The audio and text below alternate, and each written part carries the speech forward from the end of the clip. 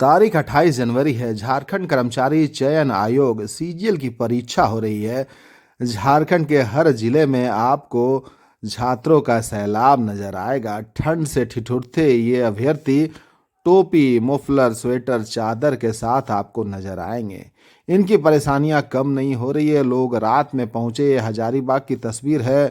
ठंड से बचने के लिए जब आग तापने की नौबत आई तो उसके लिए भी पैसे ले लिए गए। ये बड़े मायूस नजर आए। कोई व्यवस्था हजारीबाग में इनको देखने को नहीं मिली।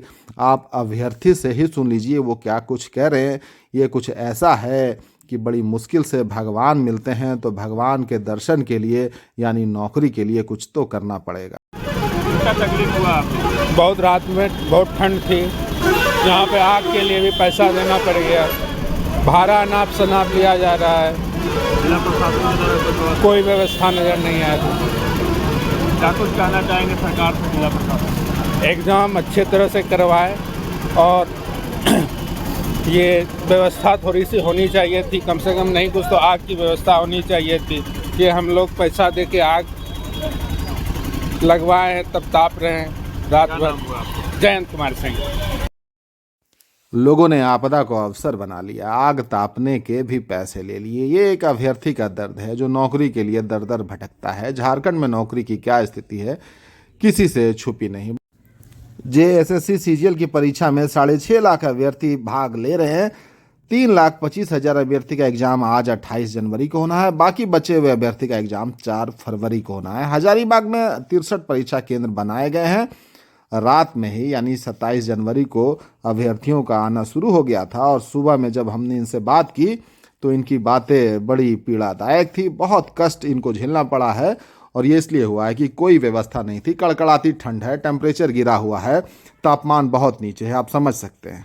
से हैं हम, दिक्कत बहुत ज़्यादा हुई है क्योंकि यहाँ पर आधी रात को जैसे हम उतरे तो बहुत ज़्यादा ठंड थे।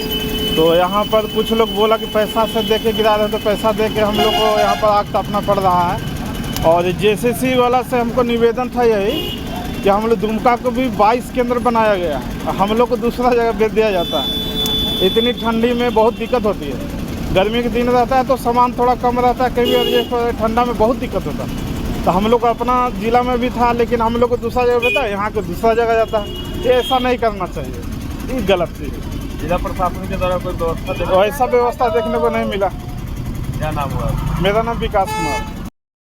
यह सिर्फ हजारीबाग की स्थिति नहीं होगी। ये झारखंड के अन्य जिलों में जहां भी परीक्षा केंद्र बने होंगे वैसी ही स्थिति होगी। सबको पता है कि बड़ी संख्या में अभ्यर्थी जिलों में पहुंचेंगे परीक्षा देने के लिए। ठंड पड़ रही है, कड़कड़ाती हुई ठंड पड़ रही है। ऐसे में रात बिताना मुश्किल होगा। जिनके पास पैसे हैं वो तो होटल में अपना रात बिता लेंगे, लेकिन जो गरीब छात्र हैं उनको सड़कों पर ही रात बिताना पड़ेगा।